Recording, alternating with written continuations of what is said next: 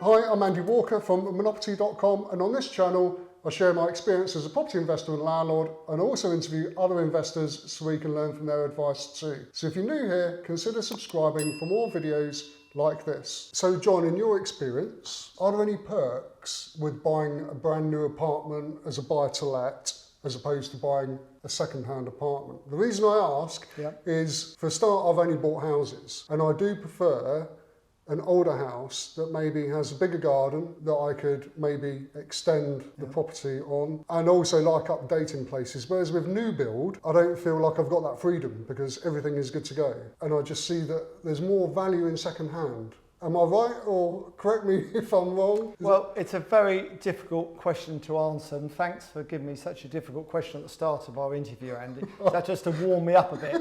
Is that because you've driven all the way down from up from Southampton today? It is. Which I'm very grateful. I'm very, very grateful for you doing that. So thank you. It's always good to see you.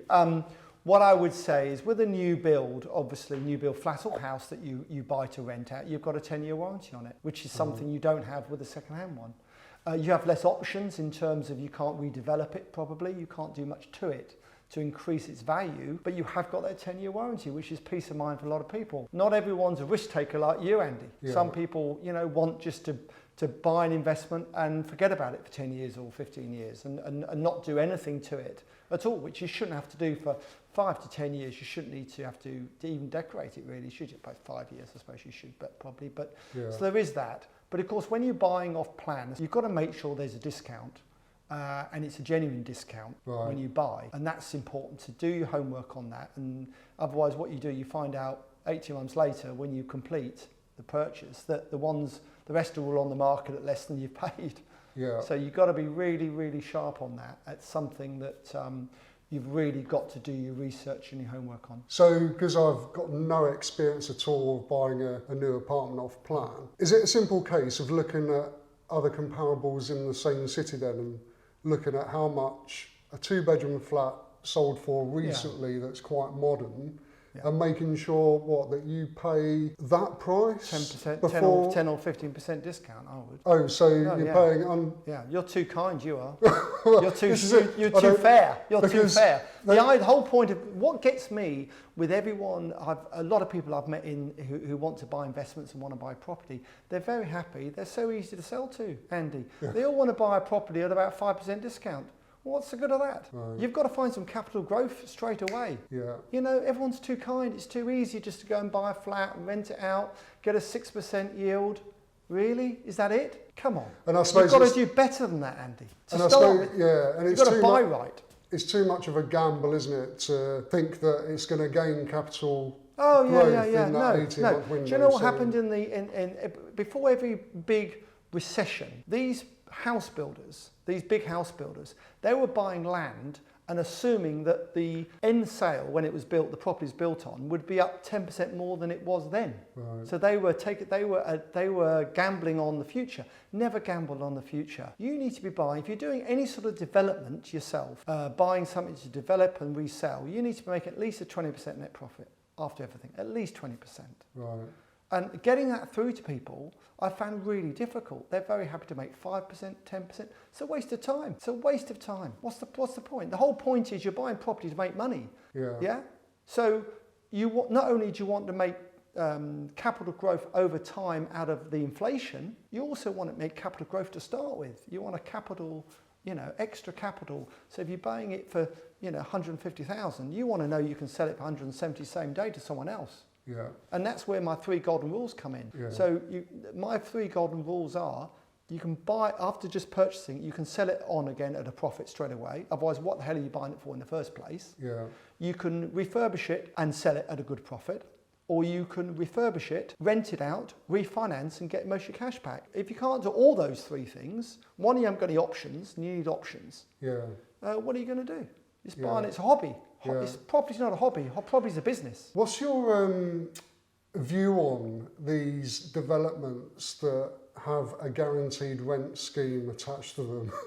Well, the guaranteed rent scheme is great depending on how long it's for. If it's for 5 years, not many are, but if it's for 5 years, the one question you want to ask yourself is who's paying the rent, who's guaranteeing it? Are they a really big company? Is it Joe Bloggs down the road who's going to go bankrupt after a year? Yeah. You need to know it's either insurance back or that the company that are giving it have got some substance to them. If they have, then if they're willing to give a rent guarantee, hey, why should you complain? Because a lot of these developers have nice glossy brochures, don't they? And they maybe up the price of the unit to cover the rent for the first 2 years that they're offering the guarantee. And if it's only for 2 years, I want to know, the first question I would ask is, what does the rent really going to go down to after 2 years? Yeah. Because it's going to go down probably from what they're guaranteeing. So I want to know what that is. Always find the facts out. Never just believe what people say because you want to believe it, because you want to buy it, because you're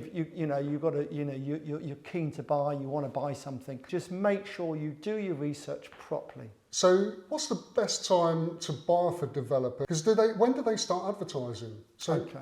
Okay, so the best time to buy off a big developer is probably on their half-year results are coming out or the annual results are coming out, because they've got to report to the city and to their investors. So if you can find out when their half-year report has got to come out, half-year figures, and their annual figures come out, if you look 3 months prior to that, go and see them, because you may get a bargain, because they may need to sell more than they've already sold, in 3 months' time when they have to report results. So if they haven't sold enough on the particular development, you might get 15-20% discount. Wow. And that is worth having. That's a big tip. Yeah, that's a big tip. And is that easy to find out when a developer... just go online and find out when these, do your research, find out when these companies' annual results come out. Because they don't want to have to tell the city or their investors, we meant to sell, 450 houses last year and we only sold 360. They want to... They don't want to overpromise and underdeliver. So is that through the company's house website? Yeah, you can do that, or you can probably find it out. Yeah, Google Earth, and these days you can find out. Can you tell us how you came across this development? Well, it wasn't difficult for me, Andy, because it's the highest building in Ipswich just about, and I live in Ipswich. So what happened was the developer went bust in 2008 on the scheme, and we bought it off the agent in 2015, 2016. I kept looking at it and thinking, is it right? Is it the right time to buy yet? No, it's not. No, it's not. I mean, I'm a deal junkie and I love doing deals, but they've got to be the right deals and they've got to be the right. And timing is everything. When you're developing such a big project, timing is everything. Yeah. And we need to know that the market was good and we're going to be able to sell them, which is, we made a great start to that process. I mean, it's a big project. The developer spent 7 million putting up the skeleton of the building. Right. So that's why it's called the Winerack, because from a distance it looks like a wine rack. Right, okay. Literally. So we left the name, because why wouldn't you these days? So we came along and it's a bit like investigating a murder with no suspects. Right. And the reason I say that is because we had no plans, we had no information about the structure, about the footing or anything at all. So we have to start from scratch. We have to find the plans, find out the architect. They have records? Yeah, they can a little bit, but a lot of that information someone's got to pay for. The architect's drawings on this were probably £500,000. Right. So are you going to give away £500,000 worth of drawings? Yeah, of course. To me, for nothing? Yeah. No. Are you going to warrant the building for me? No. No, you're not very kind, Good are you, Andy? point. So, you know, it goes on. Structurally, are you going to warrant the structure of the building? Yeah, no.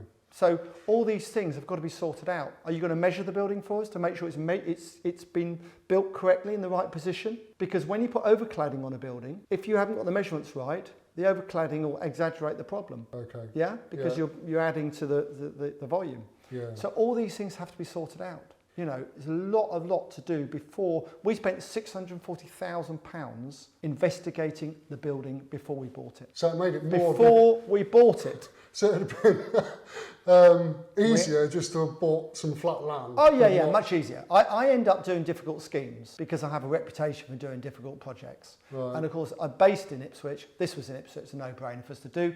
We used to do tower blocks years ago. We used to buy them off local authorities, refurbish them and sell them in the 80s and 90s. So, you know, we're used to doing things like this. So it's important that you get all the information first, and we exchanged contracts subject to a number of things, then we spent the money. But we might have had to pull out after, and in which case we'd have lost $650,000 we spent. Right. So it's not for the faint-hearted, Andy. It's not. But again, this is something that separates the successful investors from the rest. Yeah. Because they solve problems. I'm a problem solver, property problem solver really. So people come to me with problems, and even with my mentoring now, you know, people come to me with problems, and I help solve them. Basically. Yeah. It's great fun. I love solving property problems. They're the problems you can solve, by the way. Yeah. Some personal ones are harder. So before you made that commitment, you'd obviously visited the site and had a good look around it. Yeah. I mean, I wouldn't call it a gamble because you got the experience behind you, so you knew what you were looking for. Oh yeah. And what is it? Do you get like a feeling in your tummy, or that you felt that you could do this? Was it? People go on gut. People say, "Oh, you get the gut feeling, gut feeling." You know, gut feeling's all very well, but you need figures to back it up. Don't ever buy a property on a gut feeling. Because the gut might be wrong. Yeah. You need the figures to stack up. You need to know, you know, like anything, start at the end. You need to know how much you're going to sell them all for, and you need to know what it's going to cost you to do. Then you can decide what you can pay for it. Yeah.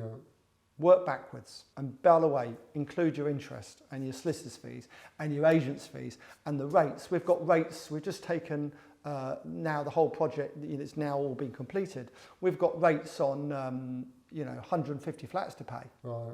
From day one. Yeah. £300 a month times 150. Well, we've sold some, so it's not quite that much. But you work that out. Yeah. I'm not good at maths, by the way. So no, I'm not particularly. But that's a lot of money a month we have to find just for the rates. You won't get away with no rates. So that's another thing people forget about when they're developing a property, or they're buying a property. And they're very fussy about what rent is. It's all right being fussy about the rent and trying to get the highest rent you can. But if it's empty for 3 months, you've lost any profit you're going to make because it's been empty for 3 months. So on the extra rent you're getting, you're better off to keep it occupied all the time at a bit less rent than you'll have voids. False economy. So the local authority start rates at a set date. And when's that date determined? As soon as it's habitable. Right. As soon as that building is habitable, domestically, you pay rates. So we get a certificate to say it's finished. On that day, rates start. Which means you can sell it. Which means you can sell it or move in or anything else. And then the rates start straight away. Yeah, straight away. So there's no leeway for developers. They don't no get any negotiation, sales. no leeway. It's very unfair for us. We have a very tough time as developers. It's terrible. Terrible, Andy. I mean, you say it jokingly, but it is. You have to add all these things into your costs. And a lot of people don't bother. They forget. No, but this, of course, has an impact on the buyer. Impact. Huge impact because the everything. developer's got to take that into account. I take it, I suppose not in every example, but in a lot, it's the buyer that picks up the cost in the end because it's had to be factored in, isn't it? Andy, is it the buyer? I'm not sure it is the buyer that picks it up. It's the poor old developer that picks it up. The market will dictate what these flats are worth. Yeah. What any development is worth. And yes, we're getting full asking prices on these, which is great. Yeah. Now, you could say we're getting full asking prices, we should be asking a bit more. You could argue that, but we want to sell them. We've sold 5 over Christmas. Right. Great.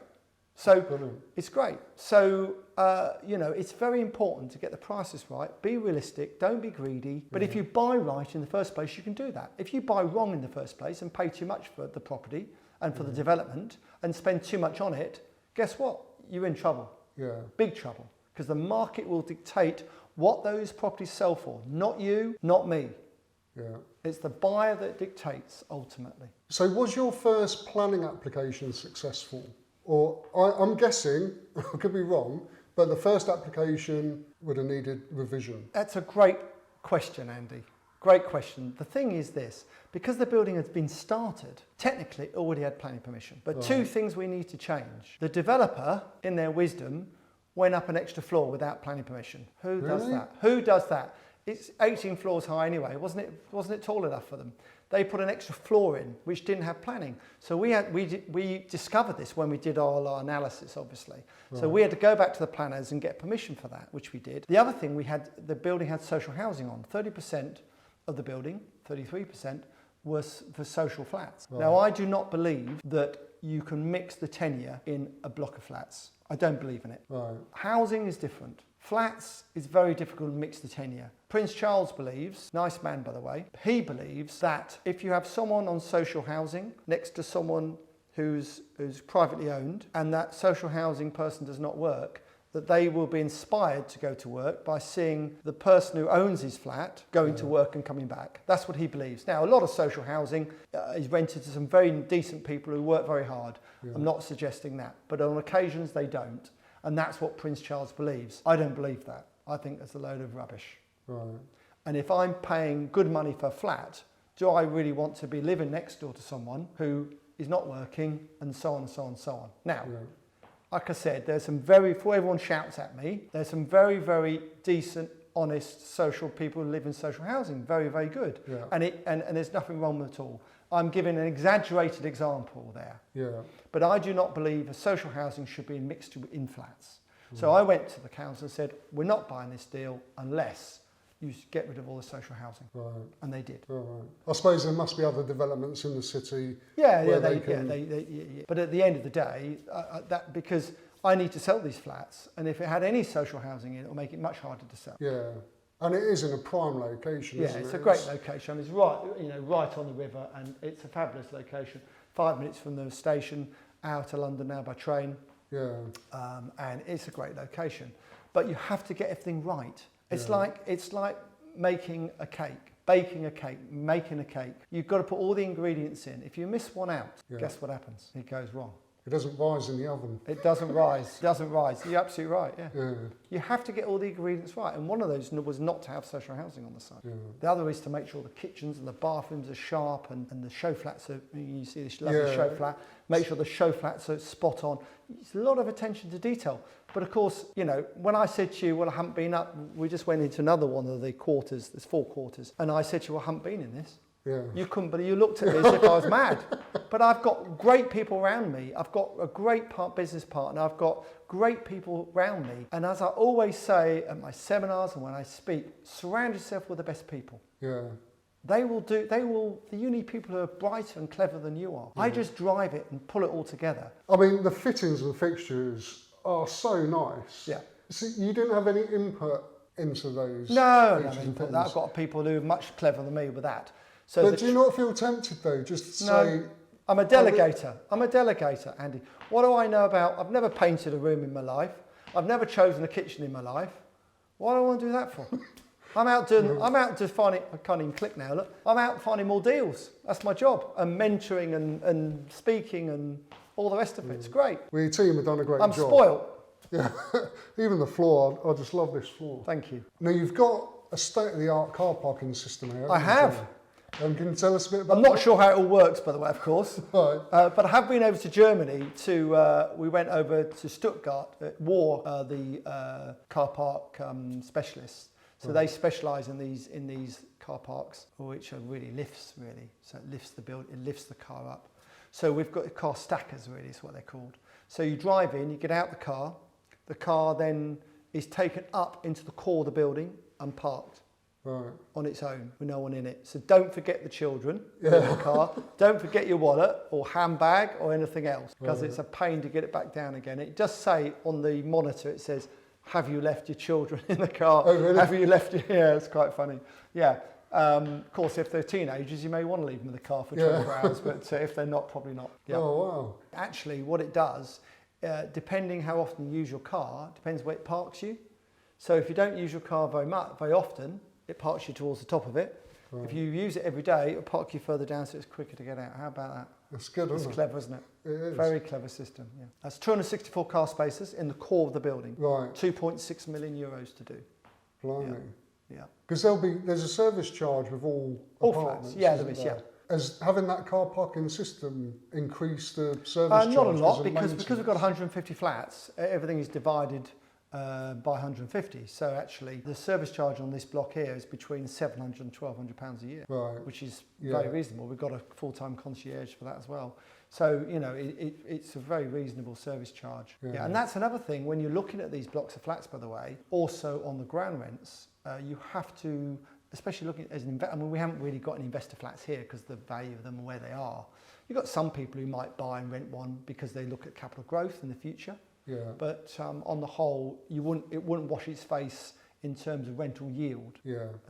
But if you want capital growth, then why not? You got it. Depends how you're fixed and so on. But when you're looking at that, you've got to look at the net. And if the service charges are very high, then obviously you're going to get less rental return. Here, our service charge is low, pro rata for what they are, very low, Right. because we can afford to do it for that. Yeah. Because of the number of flats there are. Yeah. So you do have to watch these things. And on the ground rent, a lot of the old ground rents were very high. Now, any new flat, the ground rent shouldn't be any more than 0.01% of the value of the flat. So if the flat's worth £100,000, the ground rent shouldn't be more than £100. If it is, there could be a problem getting a mortgage on it, Oh, right. Okay. because it's all changing. Yeah. Yeah. So that parking system, because it clearly takes up less space than having your Yes.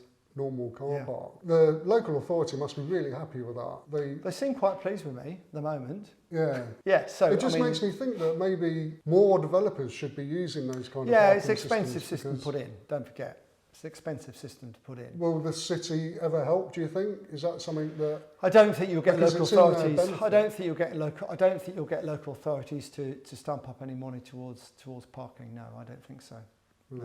No, I don't think that's something that they'll argue they've got better things to spend their money on. So most people that watch this channel are thinking of getting into buy-to-let, or maybe they've already got a small portfolio and they're Yep. looking to improve it. Yep. They're not necessarily going to get involved with a multi-million, £26 million project No. to develop. So what can they take from this?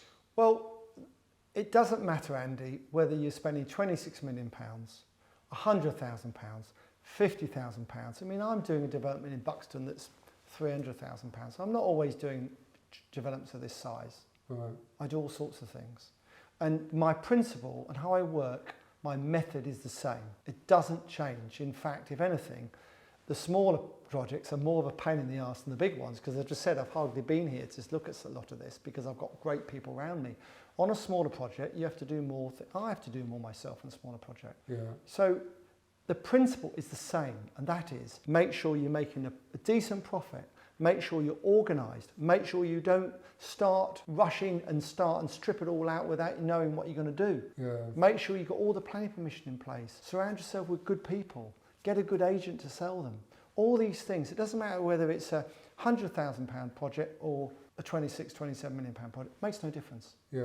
Right. The principle is the same, Andy. You've got to be disciplined, be organised, and drive it forward yourself. Because if you don't drive it forward, no one else is going to. That makes sense. That makes complete sense. So it's worth checking out John's YouTube channel because he's been uploading videos over the last few months as he's been working on this project, and you can see how he's tackled things and how he's got on. So check that out too. Please like and share if you found this video useful, and definitely subscribe if it's your first time here so you won't miss any of my future videos, which will all be geared towards helping you start or improve your property investing business. Thank you so much for watching, and I'll see you in the next video.